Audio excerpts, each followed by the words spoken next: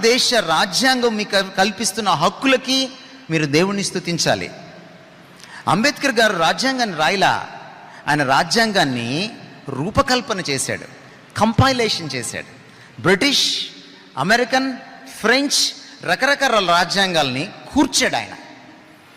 మీకు మాట చెప్పనా, భారతదేశంలో క్రైస్తవ మిషనరీలు స్కూళ్ళు పెట్టకుండా ఉంటే అంబేద్కర్ ఏంటి, జవహర్లాల్ నెహ్రూ, బాలగంగాధర్ తిలక్, మౌలానా అబ్దుల్ కలాం ఎవ్వరూ ఉండేవాళ్ళు కాదు. మహాత్మా గాంధీ చదువుకుని ఉండేవాడు కాదు. వెస్టర్న్ కంట్రీస్కి వెళ్ళి అంబేద్కర్ చదువుకోకపోతే క్రిస్టియన్ ఇన్స్టిట్యూషన్స్లో ఇవన్నీ అంబేద్కర్ గారికి తెలిసి ఉండేవి కాదు. అంబేద్కర్ గారు చాలా గొప్పవాళ్ళు, నేను ఆయన అభిమానిని. కానీ క్రైస్తవ మిషనరీలు అంబేద్కర్ గారి జ్ఞానానికి పునాది వేశారు. అమెరికన్ దేశంలో ఉన్న రాజ్యాంగం అంబేద్కర్ చదివాడు. సోషల్ స్టడీస్లో, హ్యుమానిటీస్లో ఒక ప్రశ్న ఉంటుంది, the constitution of India is a copy of British constitution, why explain అని.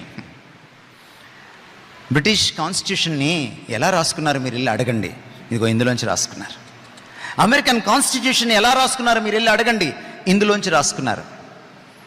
అమెరికన్ కాన్స్టిట్యూషన్లో 38% direct quotations from the book of Deuteronomy, ద్వితీయోపదేశకాండం నుంచి డైరెక్ట్గా తీసుకున్నారు 38%.